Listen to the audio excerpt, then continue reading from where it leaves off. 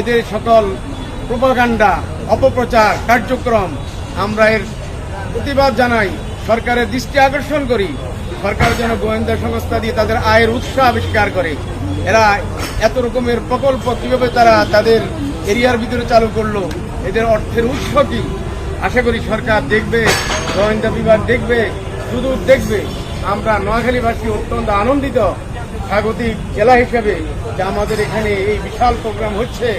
আমাদের নোয়াখালীবাসী, বিশেষ করে আমাদের বিভিন্ন বন্ধুরা সর্বোচ্চ সহযোগিতা নিয়ে এই প্রোগ্রামকে বাস্তবায়ন করার জন্য ওনারা এগিয়ে আসছেন।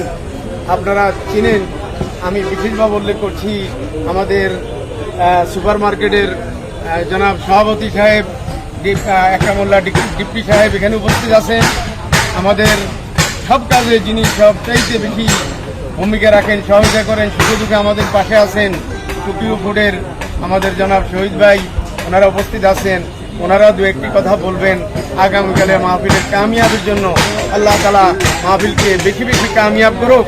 আজকে যে সমস্ত মানুষ ইতিমধ্যে রাত্রেই অনেকে চলে আসতেছে, অনেক মেহমান চলে আসতেছে। মাওলানা সাখাওয়াত হোসেন রাজু সাহেব আমাকে ফোন করছে, উনি রাত্রেই চলে আসবেন। এভাবে ঢাকার মেহমান, চট্টগ্রামের মেহমান অনেকে হয়তো চলে আসবেন, অথবা রাত্রে ওনারা পথে থাকবেন, ফেনীতে থাকবেন, অথবা কুমিল্লাতে থাকবেন। আলহামদুলিল্লাহ আমাদের আমন্ত্রিত মেহমানরা সবাই ইতিমধ্যে সবার সাথে আমাদের কমিউনিকেশন হয়েছে, সবাই আসবেন। এদিকে লোকালি যাবতীয় প্রস্তুতি আমরা বৈঠকের পর বৈঠক করে পরামর্শ করে সব কাজ আমরা তরতিব করতেছি।